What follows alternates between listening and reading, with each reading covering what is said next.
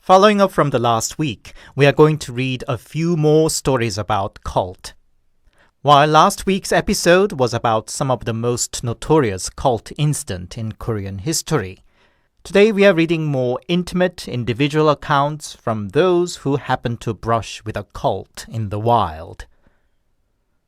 For most ordinary people minding our own business, cult seems somewhat amusing but distant issue.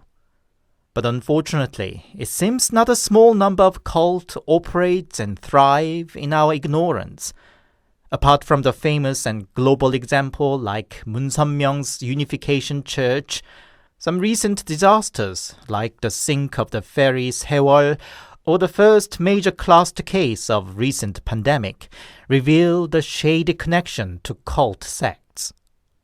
On one occasion, followers of a certain cult even invaded a major TV station and stopped the air of investigative program about their religion. Today's stories would once again remind us cult could be very well around us. So, here are 5 allegedly true stories about cult in the wild. As always, handpicked, translated and narrated by your host, Anthony.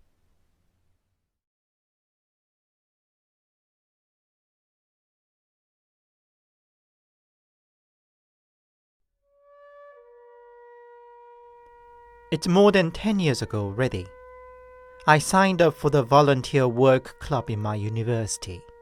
Well, as usually the case with uni students, half of the activities was dedicated to socializing that involved lots of alcohol. Anyway, in the club was this senior student, slim, bright, ever so poised and pretty. She was kind of a big sister figure who would step in whenever some male members make unwanted advances to the fresh female members. Naturally, she had many followers, including myself. To be perfectly honest, I fancied her, as I am lesbian. One day we all went to lunch together. Girls asked her what she did to stay so slim and pretty. And she replied that she was attending a model academy. They would provide model walking, yoga, makeup, and self-help lessons and connect the promising ones to the professional modeling agencies too. We got all so curious that when she invited us to check the place out, we just followed her. The academy felt more like some sort of a convent that I saw in films, peaceful and calm.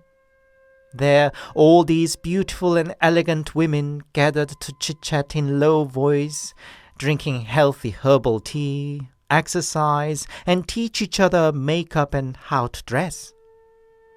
It was a very closely knit community too, always keeping in contact with each other. For me, it was like finding a little oasis. But shortly after that, I got a girlfriend, jealous and control freak she was. Upon learning I fancied a senior student from my club, my girlfriend forced me to stop contacting her, not to mention going back to the club or the model academy. So it was a good half a year later that I came back to the club after breaking up with a girlfriend. I found that pretty senior student missing there. Not only that, everybody seemed to avoid even mentioning her name. Only after some rounds of drinks that evening, I could finally hear what had happened meanwhile.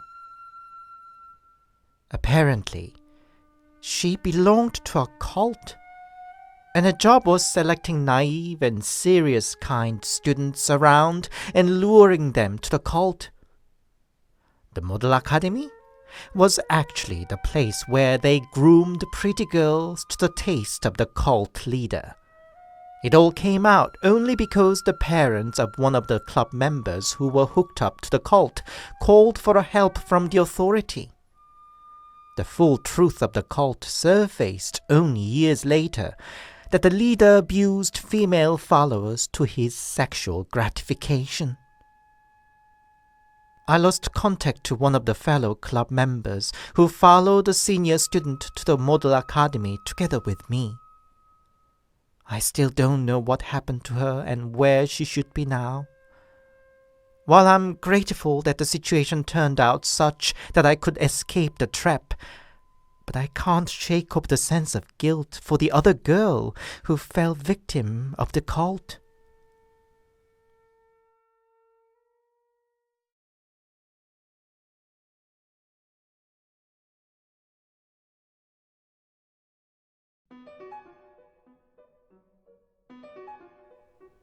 When I was young, my family was very close to our next-door neighbor.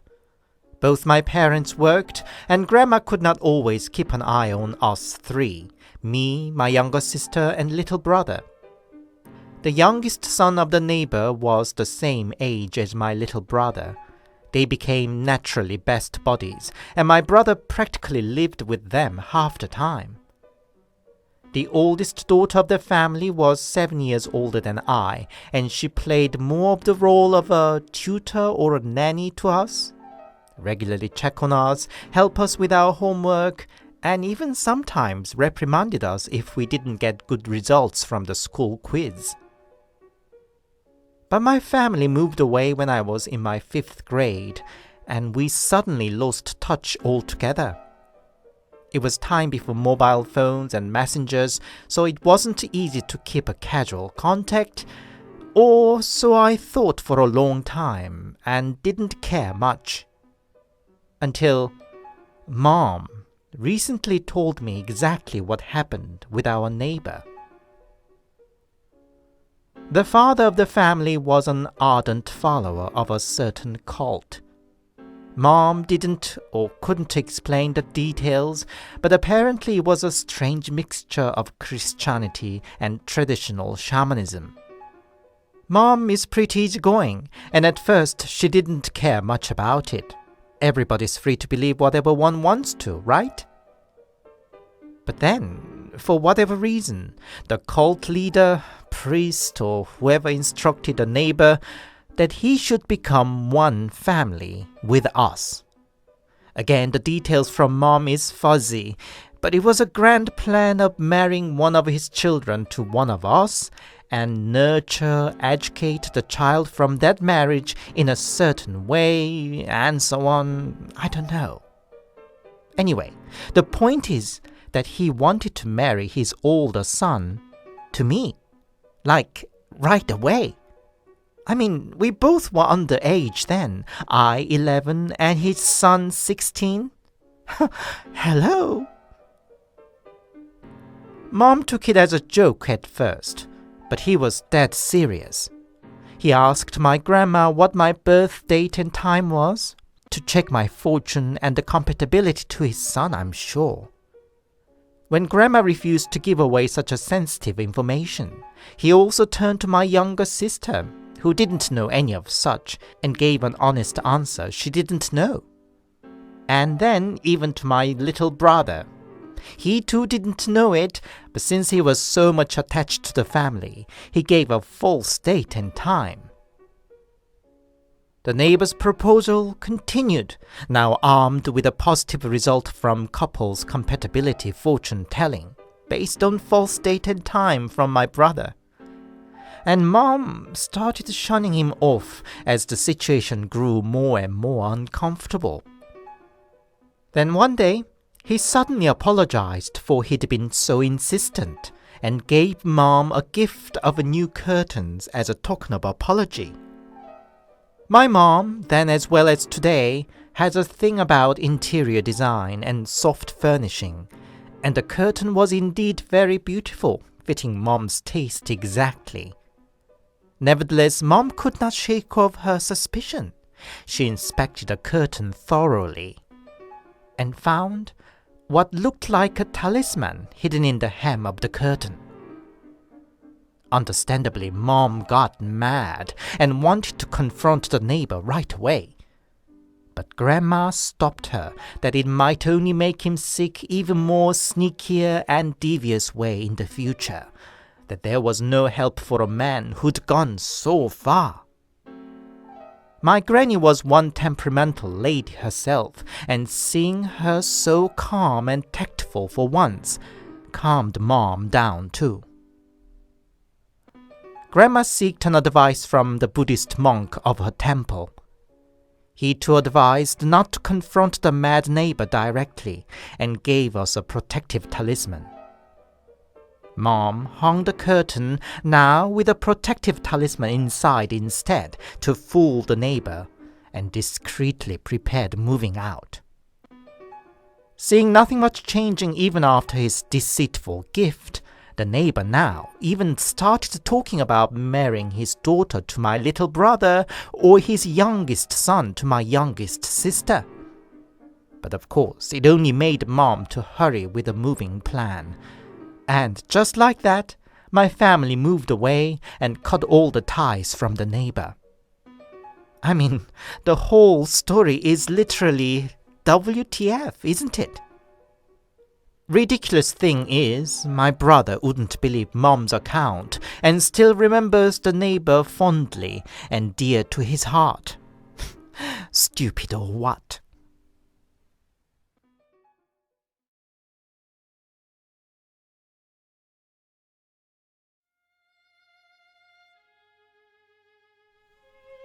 I'm no avid believer of paranormals, or frankly, don't care much about it. Because even though I had a few strange or inexplicable experiences, they are really nothing compared to how horrible a fellow human can be. I have a few cousins, children of my dad's siblings. We barely got to see each other a few days a year on major family gatherings, so we weren't particularly close.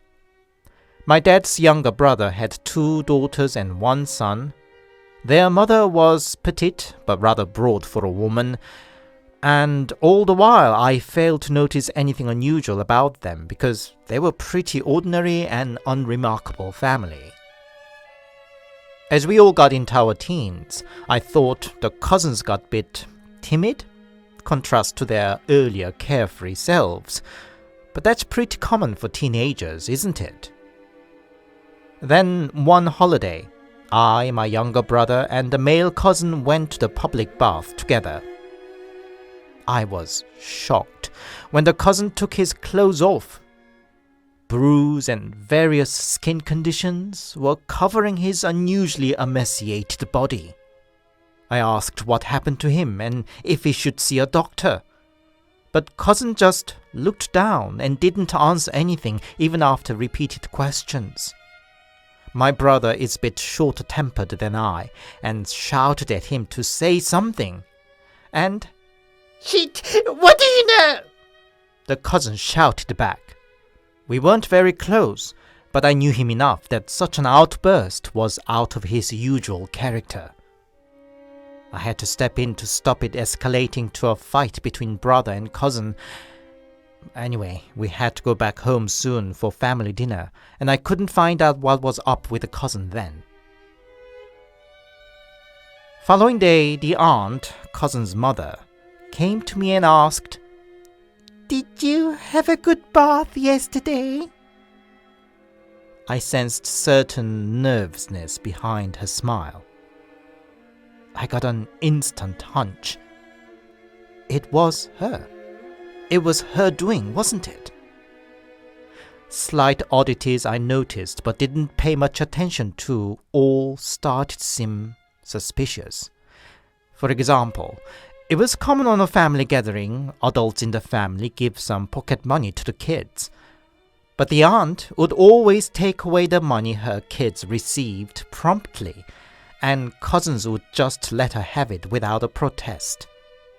She tried to sometimes even take our money, saying, "What do young kids need so much money for? Spend it for more worthy cause." But of course, we wouldn't give up our money. Female cousins, though they were reaching the age to start care for fashion and their look, remained a bit too plain, almost a bit shabby. Or, on one New Year's Day, they turned up in their thin summer clothes in January. I saw then my mom quietly buying them some proper clothes and Aunt reacting touchy about it later. But I still didn't think much any of it at the time. But now, the pieces of puzzle finally clicked together in my mind. But as I said, we barely met a few times a year, and once back in my daily routine, I forgot about it again soon.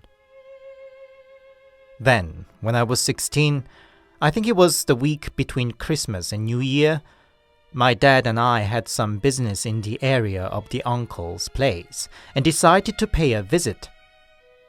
And what shock I felt when I stepped inside their humble little flat. The whole walls were covered with a black mold in yellow stains, emanating musky damp smell. All over the place were their households, strewn about, some even in pieces. There was no trace of recent cooking in the kitchen, just dirty dishes in the sink. And it was cold. In midwinter, the heating was kept off, and my cousins were wearing summer clothes. Dad seemed just as shocked as I was. He started checking every cabinet and corner of the place. Wherever he checked, things got worse. Vacuum cleaner wasn't working. The bathroom smelled horrible, clearly not having been cleaned for a long time. In the kitchen cabinet were just a few instant rice and few canned tuna. What were the family of 5 living on there? While we were lost where to start, Aunt came back home. Her face got distorted and yelled how rude to come around unannounced. Dad hit it back how she could leave her home and children in that state. "This home is protected by Lord Jesus Christ. Everything's perfectly fine," was her reply. My God, it was a religion. She lost her mind and sense to whatever church she was attending. What kind of shitty God leave children like that? I lost temper and shouted. An enraged aunt pushed me to the wall. Dad got furious too and dragged Aunt out of the flat, leaving stunned me and crying cousins behind. The day ended with Dad making a report to the authority, and I alone came back home while Dad stayed behind to take care of the situation. I don't know the details of how and why the aunt got hooked up with the church, cult, whatever, but all her money and time were wasted dry at her church, leaving not enough to even feed her own children. And it's been carrying on that way for years, from when cousins were not even yet teens. Uncle, their father, was hardly home, citing his busy business. I guess that was his excuse to escape from the hell that was his home. And Aunt herself would come home just a couple of days a week. But cousins didn't welcome her presence, actually, because they didn't want to get as passionate for her choice of religion. Aunt beat and abused them. To avoid the abuse, they actually followed their mom to her church for a time too. But they could not fit in there, among people that bowed to their leader like he was a savior, cried out loud during the service, or beat each other up. And their mother's abuse returned as soon as they refused to go back to the church. I regret I didn't pay attention to my poor cousins more before it dragged on for years. But who could have imagined such a drastic situation could be happening to my own family members? Fortunately, Uncle finally divorced his wife, and cousins are now under his care.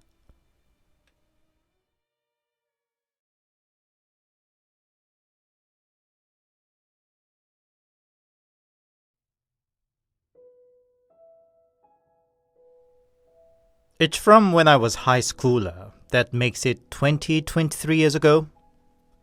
I was to be the last year to take the old system of a university entrance test. New SAT was to be introduced from the following year. And I remember we were under quite a lot of pressure because if we failed that year, then we'd have to face the distinctive disadvantage to compete in the new and unfamiliar test system. It might have been thanks to that high-stress environment, that so-called 휴가, that'd be rapture by American Evangelical Church term, became a hot topic amongst my mates. Not that we considered it seriously, but we frequently made a joke about it. Like, what was the use of all the preparation should the rapture take place before the day of the test? Or, we'd rather see the end of the world than a bad result from the test. But apparently not everybody was so light-hearted. A girl from my year actually got hooked up with a cult that was then waving the prophecy of an impending rapture. A classmate of mine attended the same middle school as hers, so I could hear a bit of details about the girl.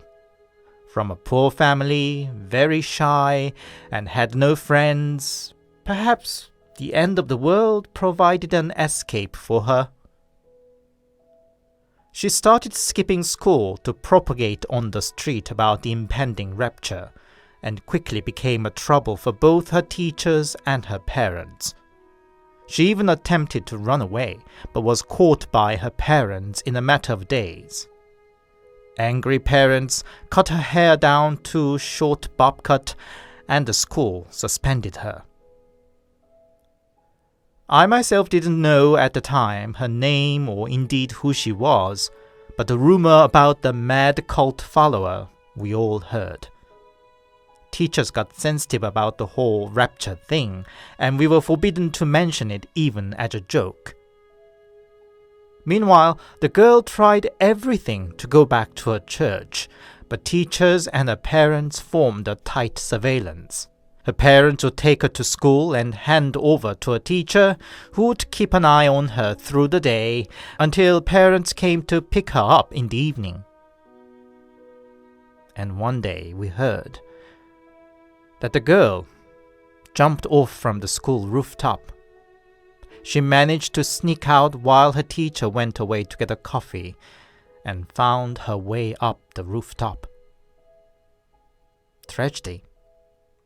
But there were a weird side note to the event, that two other students fainted the moment the girl fell, and the school had to call for 3 ambulances.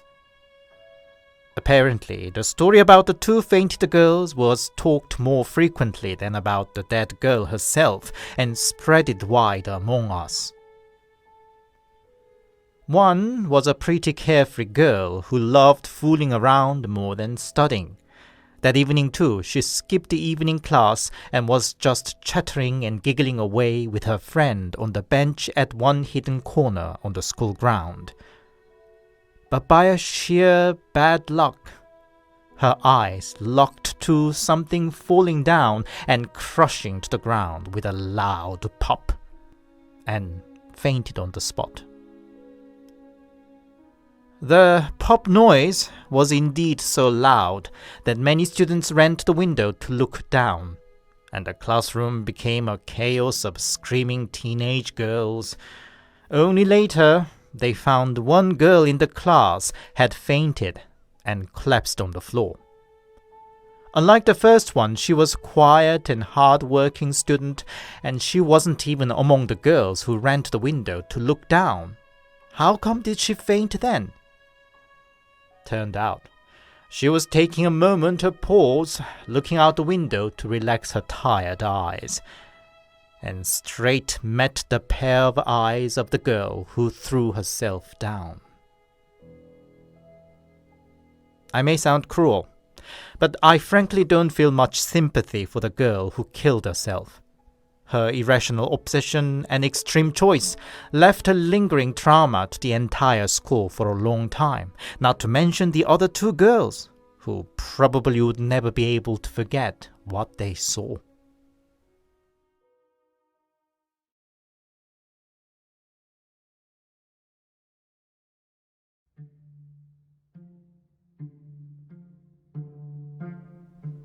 My family is Buddhist, but I consider myself an atheist, or non-religion at best.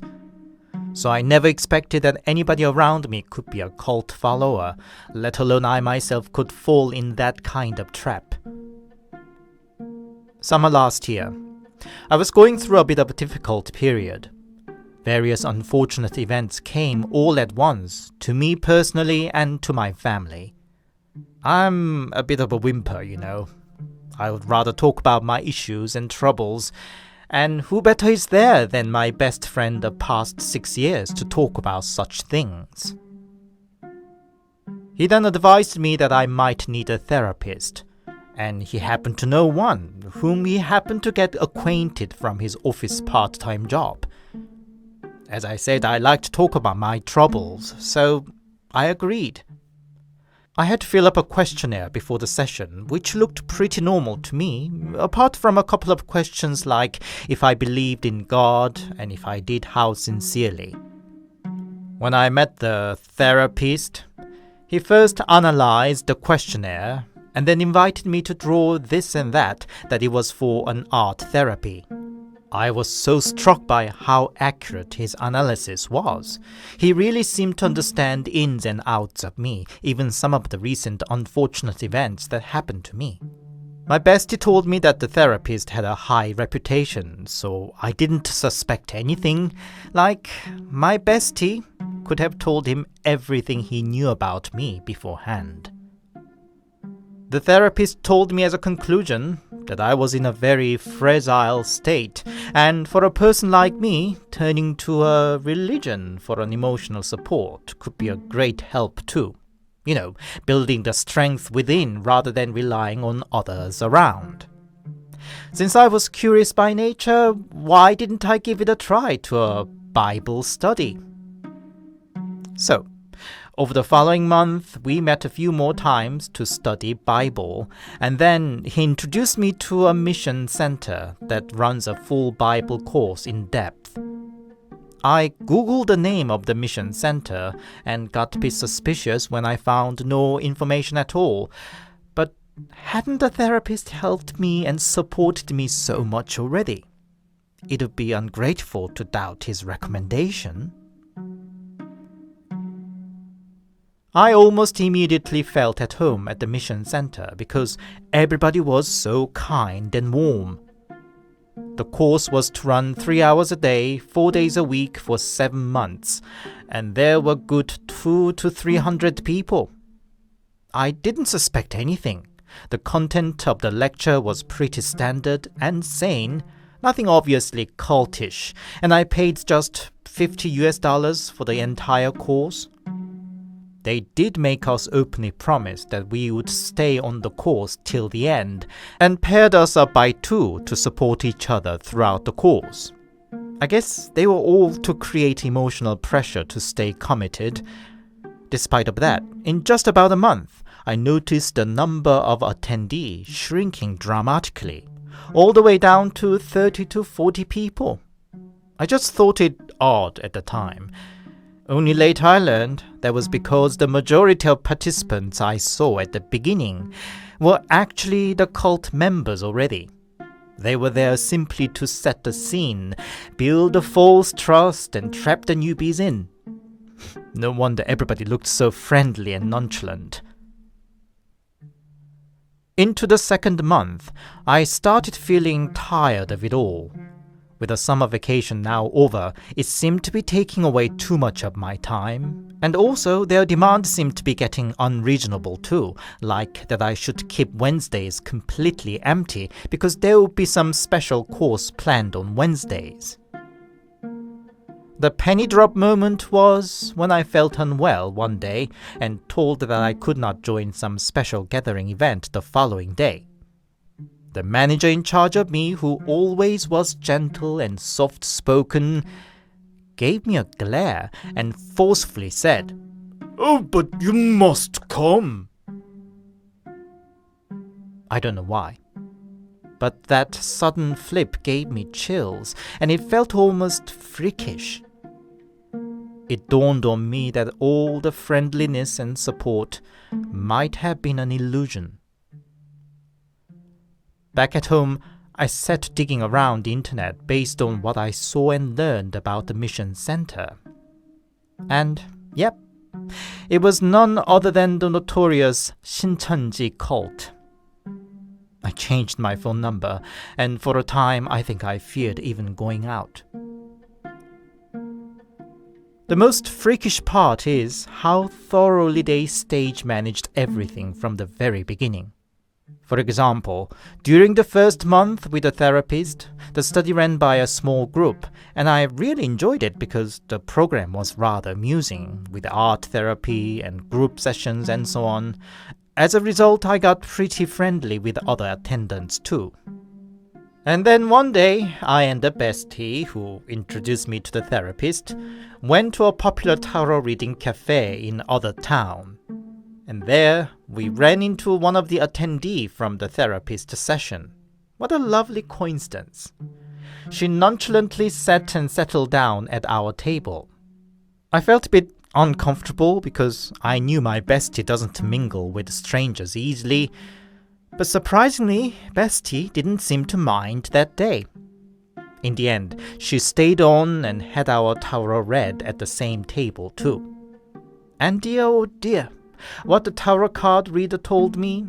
That I was about to take a big journey of change, a change for a great discovery, and the other two at the table were to be my trustworthy companions in that journey. By now, I'm pretty sure that everything was a show agreed between my bestie, the session attendee, and the tarot reader. After all, it was my bestie who insisted to visit the tarot cafe out of blue. Naturally, I lost my bestie and overall trust in fellow human beings as a result. I don't think the bitter taste the experience left in my mouth could be washed out easily.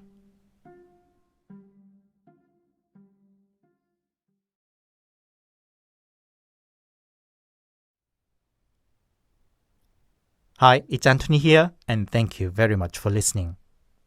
I hope you enjoyed today's stories, and I also wonder what you thought about them. I'm once again wondering about the psychology behind the cult. I guess the dry, very driven lifestyle of the modern world, combined with the rampant skepticism about the former authority figures in religion and politics, make some people turn to some alternative thing to believe in and connect to. I think it should help to question ourselves what really drives us so desperate when our passion verges into an obsession.